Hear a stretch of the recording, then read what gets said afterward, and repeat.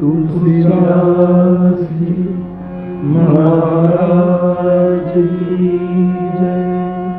श्री हनुमान जी महाराज की जय। यम प्रव्रजन्त मनुपेतम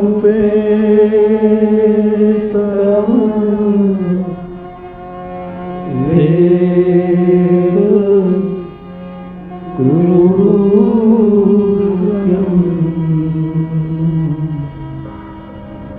द्वैपायनो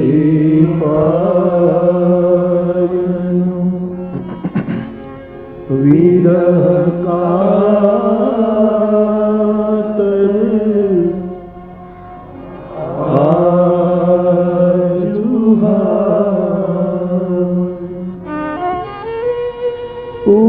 पुत्रेति तन्मयतया तरवो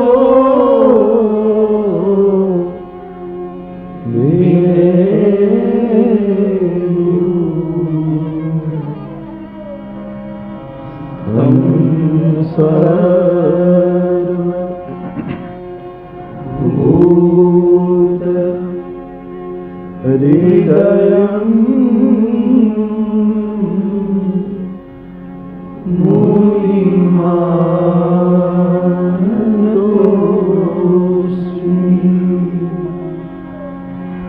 तमहं सर्वभूत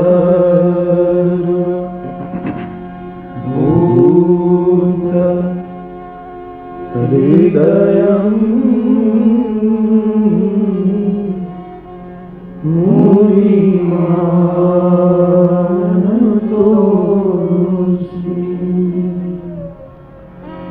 तं सर्वभूत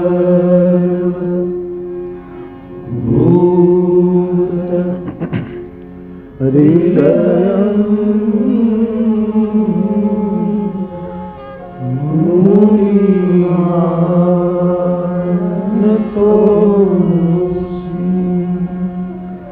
श्री सुखदेव जी महाराज की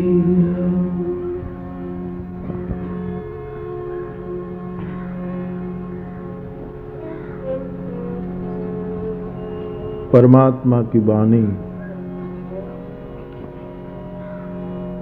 भागवत जी ने श्रेष्ठ मानी है। भागवतकार का मत है बाप कि कृष्ण से बढ़िया विश्व में कोई श्रेष्ठ वक्ता नहीं।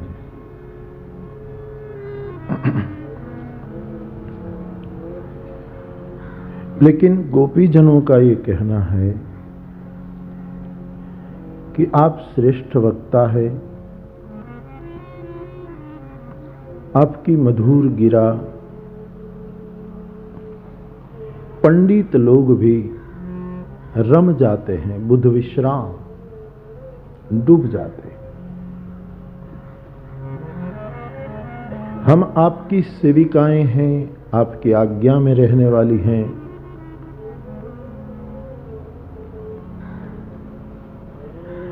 हम उसमें आकर्षित हो जाती हैं, मोहित हो जाती हैं।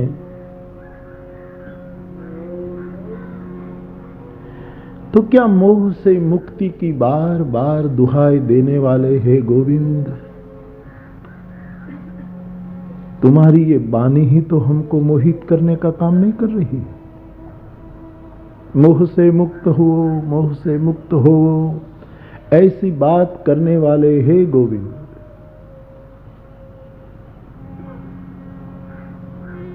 ये तुम्हारी ही बोली हमको मोहित करती है, इसका क्या?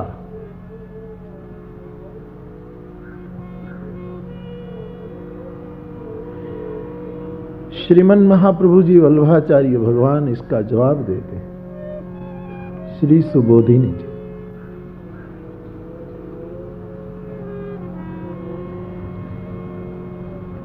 परम के वचन परम के दर्शन, परम की सेवा, श्री कृष्ण परम है। कृष्णात् परम किमपि तत्वमहम न जाने। श्री मधुसूदन सरस्वती जी महाराज, कट्टर वेदांती महापुरुष काशी के, उसके ये शब्द है। अब मुझे लगता है कि कृष्ण से परम तत्व विश्व में कोई नहीं है। अब तक मैं मानता था कि वेदांत परम तत्व है। वो प्रदेश का भी मैंने अनुभव किया, लेकिन मधुसूदन जी कहते अब मुझे अनुभव हो रहा है कि कृष्ण से बढ़िया तत्व कोई नहीं है। कितनी सही बात है बाप।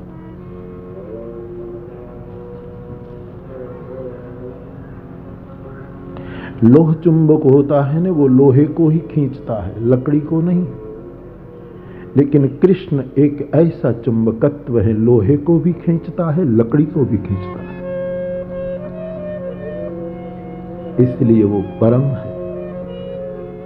वो पानी को उबालता भी है, पानी को ठंडा भी करता है, पानी में वृद्धि भी करता है, पानी को सोख भी लेता है।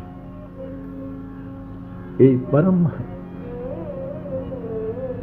ये परम न होता तो 5000 साल बीत गई, हम और आप इनके पीछे क्यों कृष्ण कृष्ण रट लगाए बैठे। हर कथा में करीब करीब मुझे ये स्मरण रहता है और मैं बोल ही लेता हूं कि 5000 साल हुए, कभी उसने हमको मनी ऑर्डर नहीं भेजा।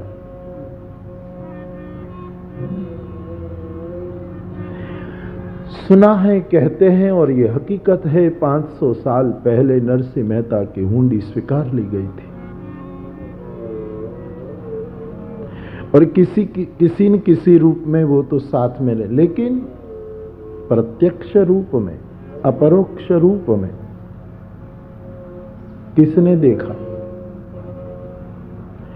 देखने वाले भी हैं, नहीं ऐसी कोई बात नहीं। फिर भी क्यों कृष्ण खींचता है? क्योंकि वो परम है, क्योंकि वो निर्दोष है। लोह चुंबक एक वस्तु को खींचता है, सबको नहीं खींच पाता है, क्योंकि वो विकारी है। विश्व भर का सिद्धांत है बाप, निर्दोष ही सबको खींच सकता है।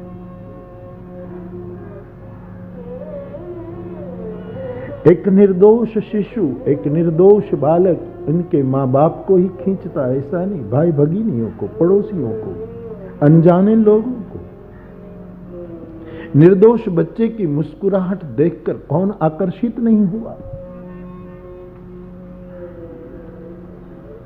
कृष्ण की परमता क्यों है बाप? क्योंकि वो निर्दोष है।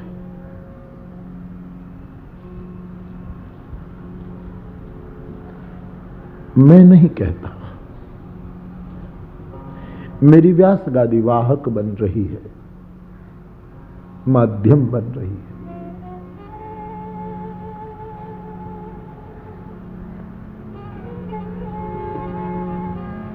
भगवान निर्दोष है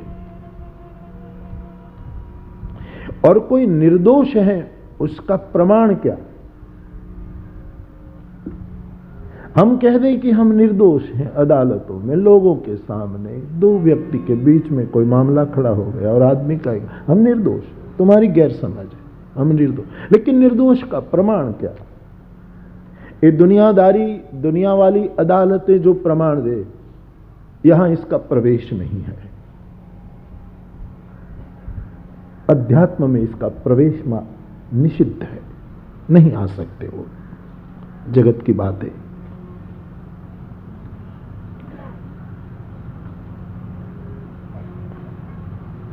निर्दोषता का प्रमाण, जो निर्दोष है वो परम है, जो परम है वो सबको आकृष्ट करता है। तो फिर प्रश्न उठता है, निर्दोष की परिभाषा क्या?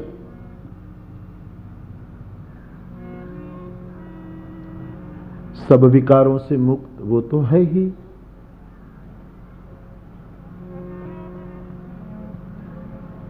सब दोषों से मुक्त, फिर दोषों की भी बड़ी लंबी वो है, छोड़िए। लेकिन निर्दोष की परिभाषा बहुत स्पष्ट है। जो सम है वो ही निर्दोष है। जो विषम है वो कभी निर्दोष नहीं हो सकता।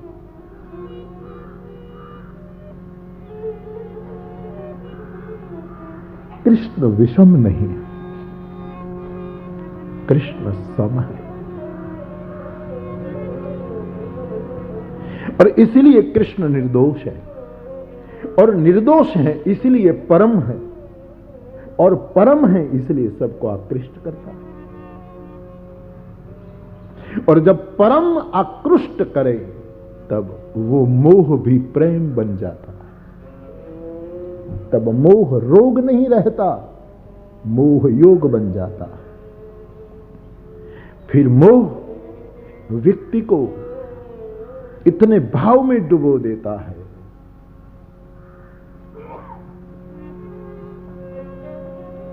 लोह चुंबक विकारी है बाप, इसलिए कुछ को आकर्षित करेगा, सबको नहीं।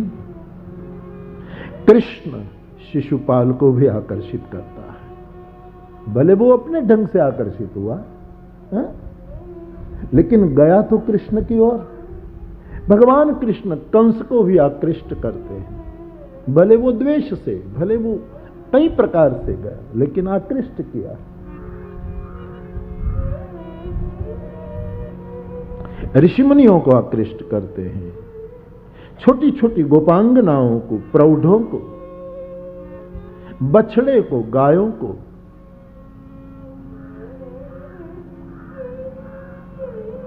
आचार्य चरण श्रीधर स्वामी तो ऐसा कहते हैं कि कृष्ण ऐसे गो बछड़े को चराने के लिए नहीं जाते थे, लेकिन जो वनराय थी, जो भूमि थी, वो भूमि का रजकण कृष्ण को पुकारता था कि हम वहां नहीं पहुंच पाते हैं, तू हमारे पास आ।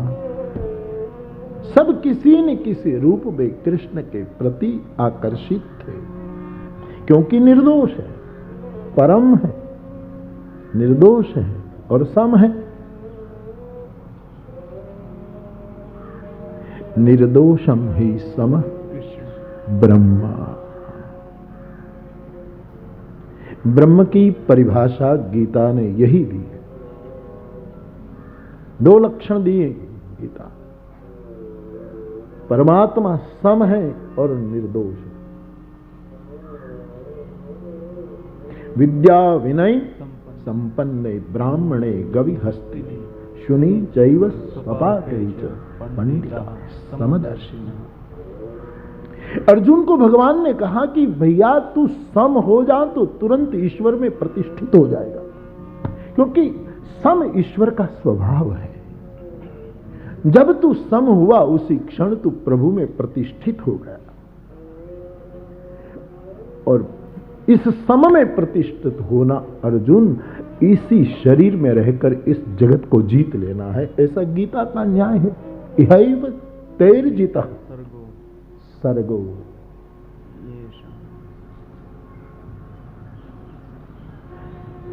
मुझे एक दो दिन पहले भी पूछा गया था कि बापू सम कैसे रहा जाए। गीता ने बड़ी प्यारी बात कह दी। उत्तम से उत्तम पशु गाय, बीच वाला हाथी और कनिष्ठ से कनिष्ठ कुत्ता।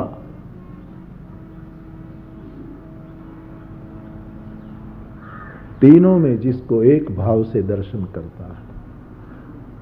उत्तम से उत्तम वेदविद पंडित और बिल्कुल नीचे का नीचा स्वपाक चांडाल। स्वपाक का अर्थ होता है संस्कृत में, ग्रंथों में आचार्यों ने किया, चांडाल किसको कहते हैं? जो कुत्ते की खोपड़ी में भोजन बनाकर खाता है उसको स्वपाक। श्वान के लिए स्व शब्द और पाक मानी पकाना। इसलिए शंकराचार्य महाराज कहते हैं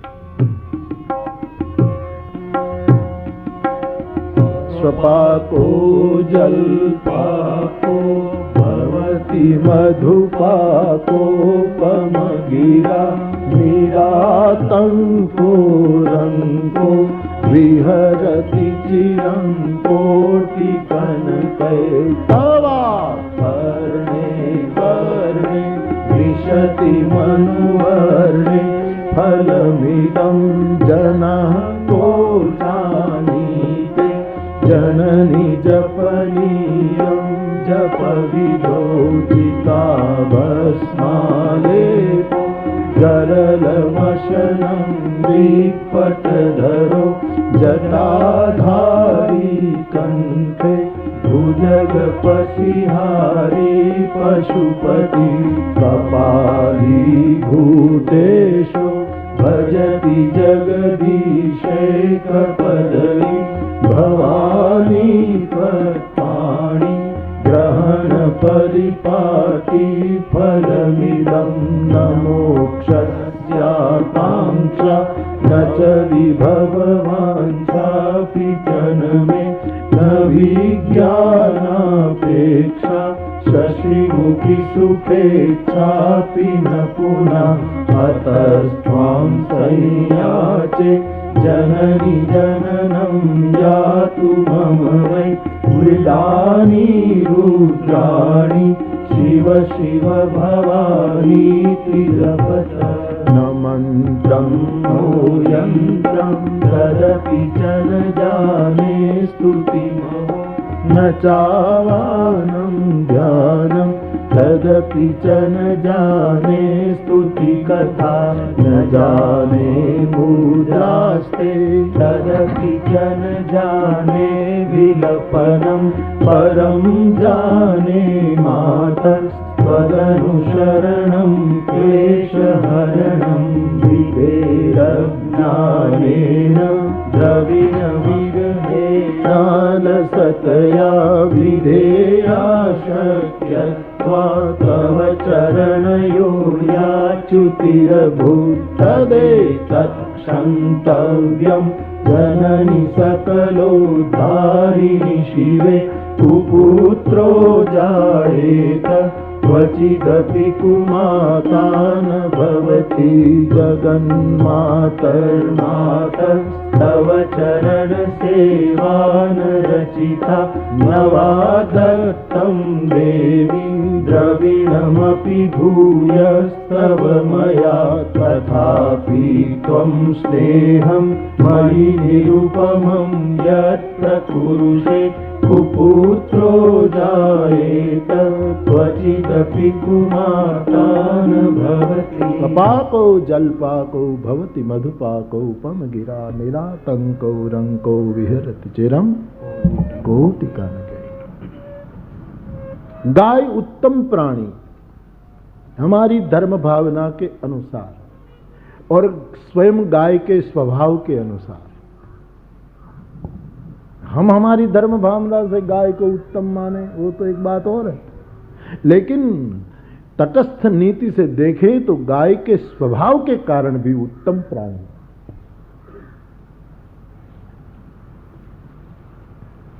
हाथी मध्य प्राणी और कुत्ता बिल्कुल नीच प्राणी। तीनों के साथ कोई भी समझदार व्यक्ति समान व्यवहार नहीं कर सकेगा, तीनों के साथ भिन्न भिन्न व्यवहार होगा। गाय को पूजेगा, हाथी को आदर देगा, लेकिन हाथी से जरा दूर चलेगा। शकटम पंच हस्तेन दश हस्तेन तु वाजिकम, चाणक्य दर्पण, चाणक्य नीति कहते हैं शकटम पंच हस्तेन।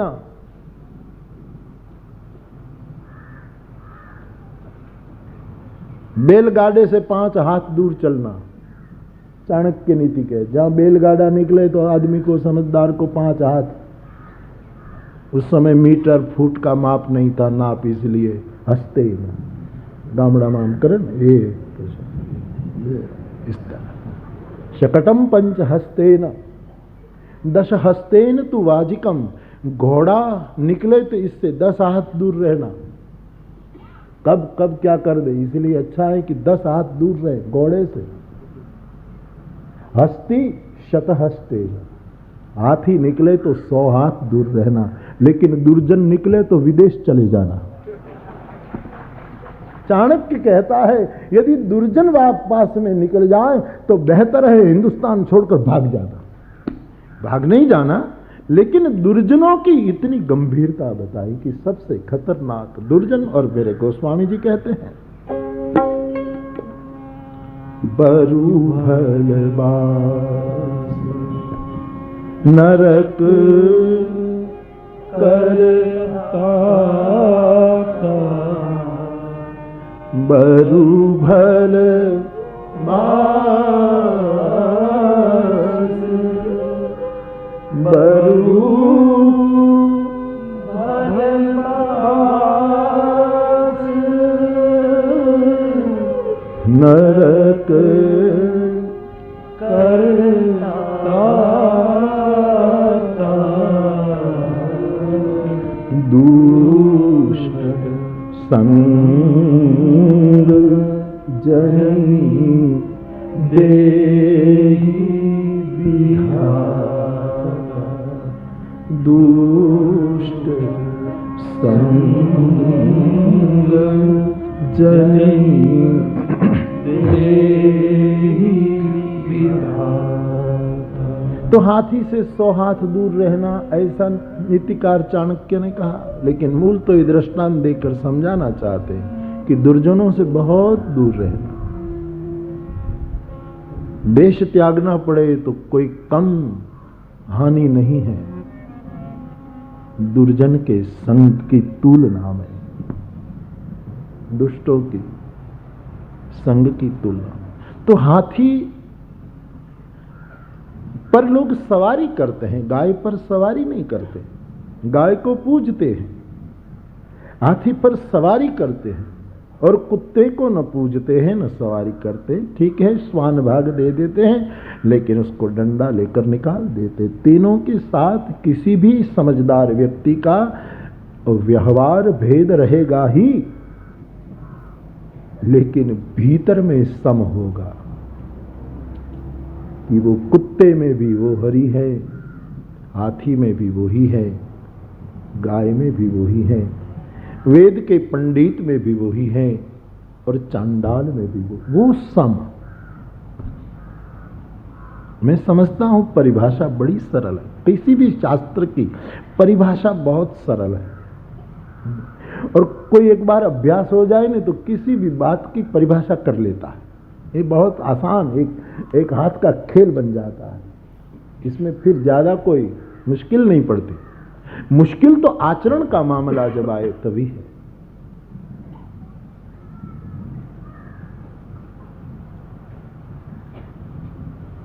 तो अर्जुन, तू जब सम हो जाएगा उसी क्षण तू ईश्वर में प्रतिष्ठित हो जाएगा, क्योंकि ईश्वर का स्वभाव सम है। और जब कोई सम में आ जाता है, हम और आप कोई भी व्यक्ति व्यवहार में तो भेद करना ही पड़ेगा, वो भी एक विवेक है। जिस तरह पेड़ को आप पानी पिलाओ, इस तरह तुम मेहमान को पानी नहीं पिला सकते। और तुम कहो कि शास्त्र की बातें करते हो, पेड़ में और मेहमान में आपको अंतर है, लेकिन दोनों को तुम समान व्यवहार नहीं कर सकते। लेकिन भीतर का भाव सम रहे, बंदउ संत समान चित समचित। इसी जन्म में अर्जुन इहैव तैर्जितः सर्गो, अर्जुन को कह दिया इसी संसार में, इसी जीवन में वो जगत को जीत लेता है। ये युद्ध का मैदान है ना, इसलिए जीत की बहुत बातें आती है, विजय की। बाकी मेरे अंगत मन में कहूं, मेरे स्वभाव में कहूं, तो ये जीत वाला शब्द ही मुझे रास नहीं आता है। जीतना एक प्रकार का अहंकार है, जीतना एक प्रकार के संघर्ष के प्रति अपने आप को, जिसको भजन करना उसको क्या जीतना, क्या संघर्ष, किसको जीतना, किसको पराजित करना, भजन करना है उसके लिए तो हारे। मेरी समझ में नहीं आता जहां जीत शब्द आती। हां, रामचंद्र भगवान की जय तक मैं कबूल हूं, श्री बालकृष्ण भगवान की जय में मैं कबूल हूं, सदगुरु भगवान, लेकिन ये जीत वाली बात आती है, खबर नहीं। मेरे निजी जीवन के स्वभाव में मुझे रास नहीं आता किसको जीतना है। जानना पर्याप्त है, जीतने का बाकी ही नहीं रहता। आदमी जान लेता है, जरा जरा वो शब्द है जीतना। जिसको हरि को भजना है उसको किसको जीतना? न खुद को जीतना न खुदा को जीतना है, किसी को। जीत वाला शब्द ही वो छोड़ देता है। उसको केवल भजनम नाम रसनम, रसनम नाम भजनम, उसी में डूबा रहता है। एक गोपी जनों में ये मुश्किल क्यों आई? क्योंकि वो सोचती हम कृष्ण को जीत ले हमारे रूप से, हमारी चेष्टाओं से। वो हमारे अधीन है, हमारे सिवा किसी को नहीं देखता है। इस वृत्ति में इन गोपियों को कृष्ण के विरह की अग्नि में डाल दिया। बाप, अध्यात्म में किसको जीतना? ये अहिंसा की बड़ी बड़ी दुहाई दी जाती थी इस देश में। वहां भी कहा तो जाता था इसको जीतो, इसको जीतो, इसको जीतो। किसको जीतना है? कौन पराया है? किसको जीतोगे? हरि भजो बाप, राम शब्द पर्याप्त है। 2 बार राम बोलो, बीच में जगह रखकर बोलो। स्पीडी मत बोलो राम राम राम नहीं, बीच में जगह रखो, क्योंकि 2 राम के बीच की जगह में ऊर्जा है। राम राम, किनारे में गंगा नहीं बहती, 2 किनारों के बीच में ही गंगा का सही प्रवाह होता है। वैसे मंत्र जप करो तब 2 मंत्र के बीच में एक जगह होनी चाहिए, उसी जगह में ही चेतना प्रकट होती है। ये नियम है। ओम भूर्भुवस्सुवः तत्सवितुर्वरेण्यं भर्गो देवस्य धीमहि धियो यो न प्रचोदयात्। भूर्भुवस्सुवः तत्सवितुर्वरेण्यं नहीं, इससे तुम अपने मन को समझा सकते हो, बहला सकते हो कि गायत्री की इतनी माला हो गई। मां गायत्री कहती है तू 1 माला कर, लेकिन मंत्र की विधि से कर। 2, मेरा शंकर राम बोलता है तो पार्वती सयानी है, जानती है कि उसकी पद्धति क्या है, इसलिए वो रुक रुक बोल रही है। तुम पुनि राम राम दिन राति, 2 मंत्र के बीच में गैप, एक जगह। और जीवन इन 2 बीच की जगह में है। ये पूरा मकान कैसा भी बना लो, दीवारें खिड़कियां सब, लेकिन रहना पड़ता है जो बीच में खाली जगह है उसी में। खाली जगह में ही बैठा जाता है, खाली जगह में ही जिया जाता है। जीवन का मुख्य राज है इसमें जीना।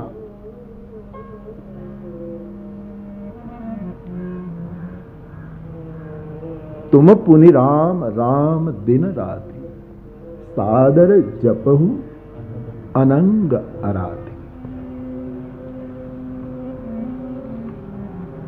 किसको जीतना है यहां?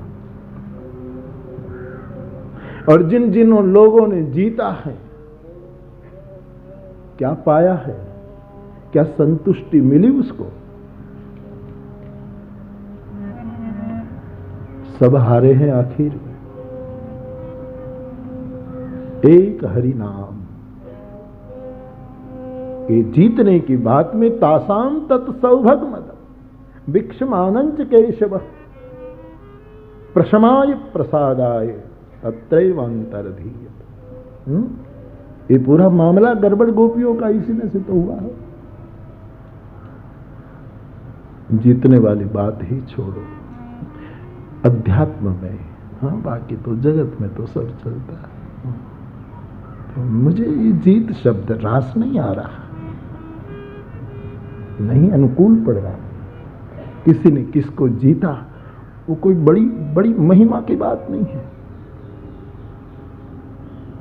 अध्यात्म में तो जो हारता है वो ही जीतता है, वो जीतता है वो ही हार जाता है। कौन जीता कौन हारा?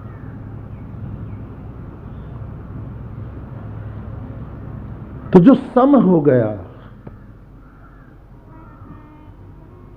व्यवहार भेद तो करना पड़ेगा।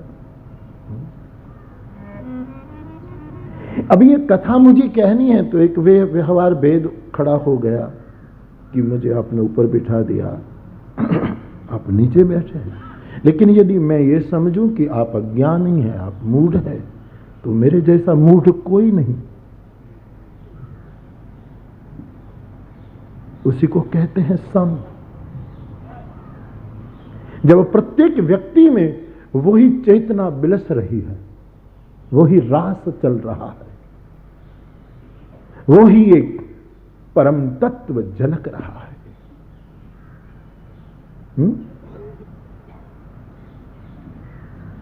कबीर साहब को चीटी के नुपुर में भी वही सुनाई देता है, और कोई मस्जिद में बड़ी बांग लगाता है तो उसको में उसी वही सुनाई देता है। लेकिन वो कभी कभी डांट देते हैं कि भगवान बहरा नहीं है। ऐसा कबीर की अपनी बात है, कबीर की अपनी रीत है। सम का जितना अभ्यास होगा, मन का सम होना, बुद्धि का सम होना, चित्त का सम होना, ये तीन का शीत होना ही, सम होना ही अहंकार का विसर्जन है।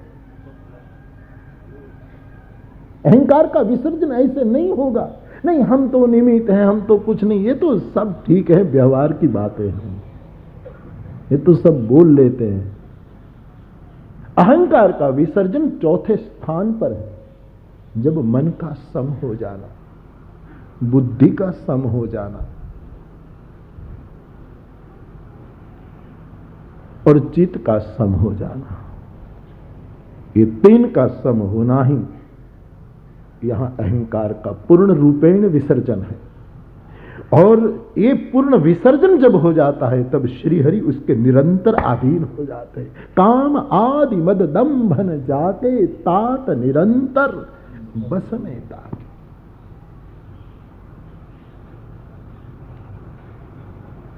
मन का सम होना है, संकल्प विकल्प में बीच में रह जाना, चलते रहे संकल्प विकल्प और उसके बीच में रह जाना बड़ा बहुत कठिन, बहुत मुश्किल। ये सब अभ्यास, और आदमियों को मैं चाहूंगा कि हम लोगों को ऐसे अनुभव करने चाहिए।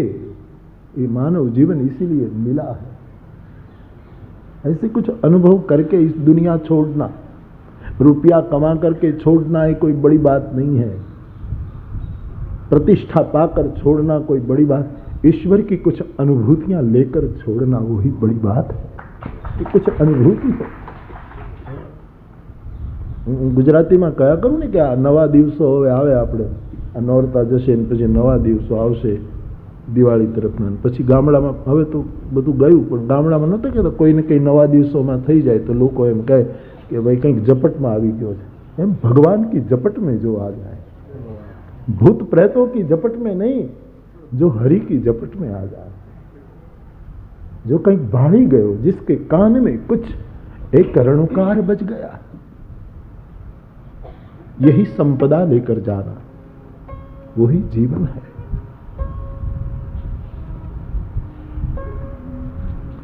दुर्लभम त्रयमेवैतत् देवानुग्रह हेतुकम मनुष्यत्वम मुमुक्षुत्वम।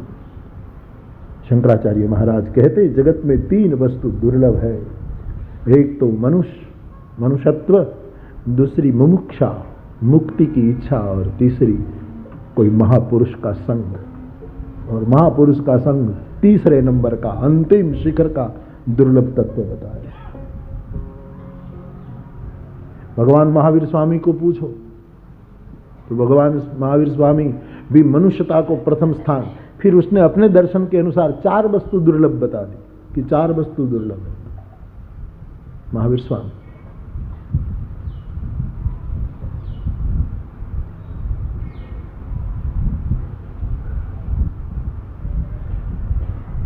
उसने शंकराचार्य महाराज की इस बात के साथ सहमति जताई। पहली उसने भी, महावीर स्वामी ने भी कहा मनुष्यता अति दुर्लभ है, लेकिन फिर उसने 3 बात अपने ढंग से लिखी है, अपने अनुभव में, जिसका जो अनुभव।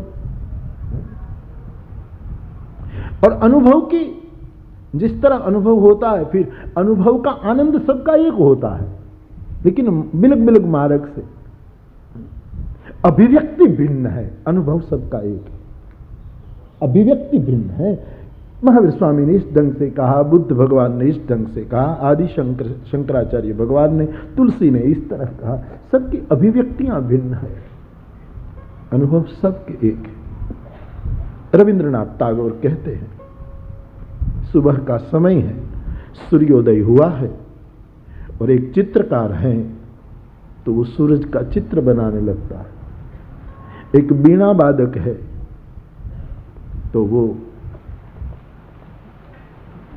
बीणा बजाने लगता है,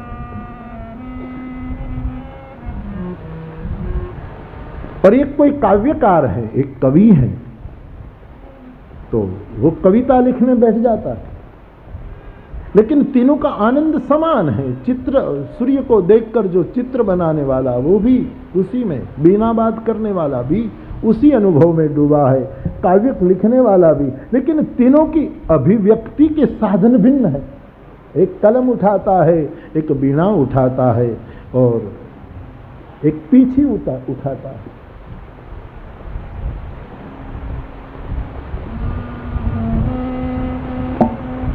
सम बने रहना।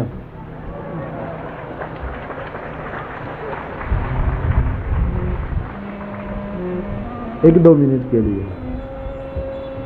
सुख पाया, सुख पाया, रहम तेरी,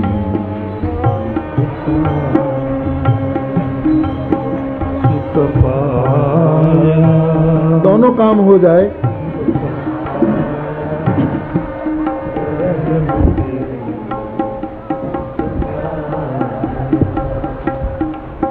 सुख पाया, सुख पाया, रहम तेरी,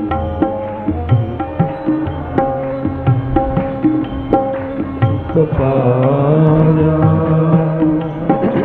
सुख पाया, रहमत तेरी, सुख पाया, सुख पाया,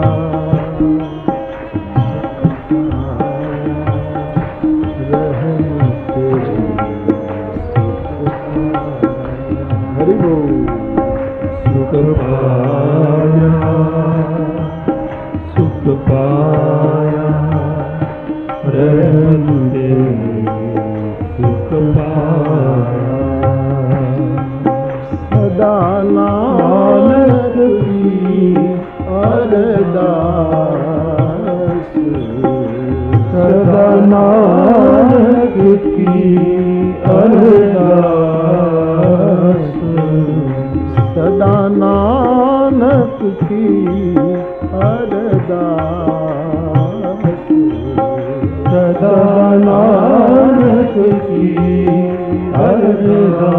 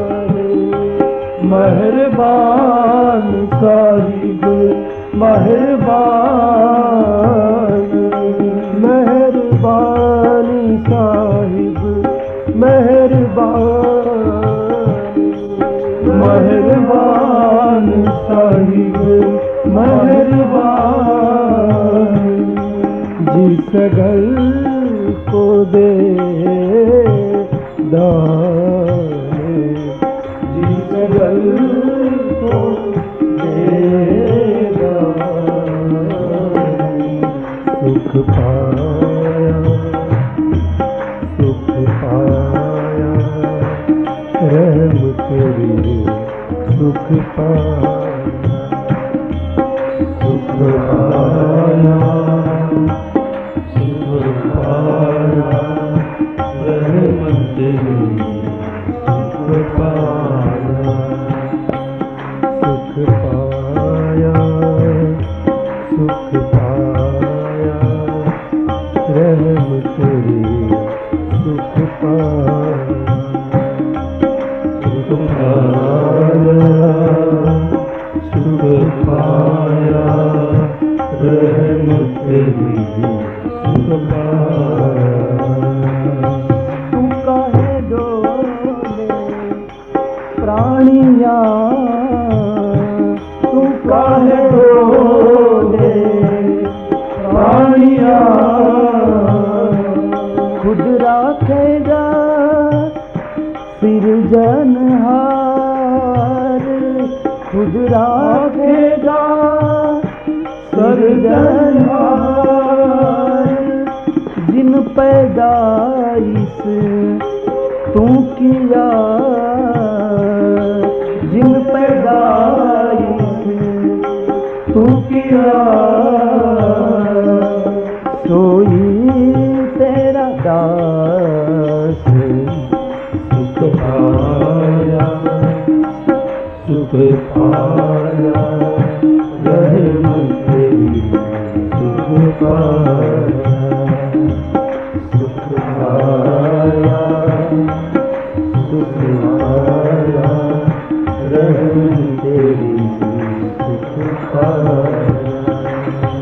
हरे कृष्णा, हरे कृष्णा,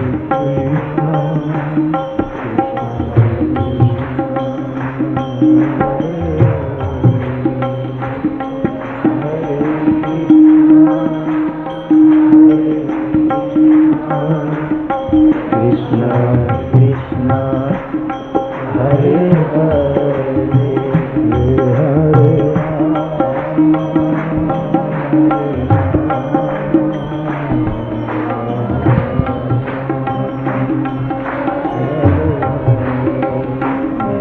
हरे राम,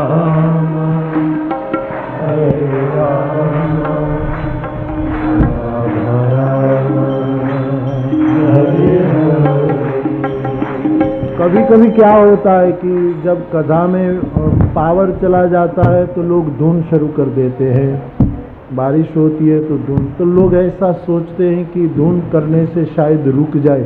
मेरा इरादा वो नहीं है। मैं तो इसलिए कीर्तन करवाता हूं कि मेरी प्रसन्नता व्यक्त हो। उसने निर्णय लिया है तो उसको रोकने वाले हम कौन? राजी है हम उसी में जिसमें तेरी रजा है। इसलिए आप जिसको तकलीफ होती हो ज़्यादा पानी में, वो जरूर इधर उधर कहीं उसका आश्रय ले ले, ताकि किसी को तबीयत के कारण, शारीरिक के कारण।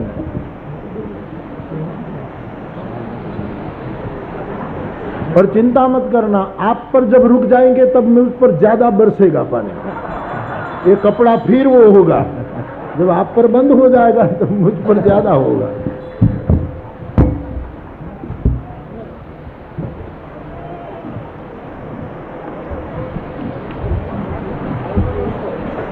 नहीं इसमें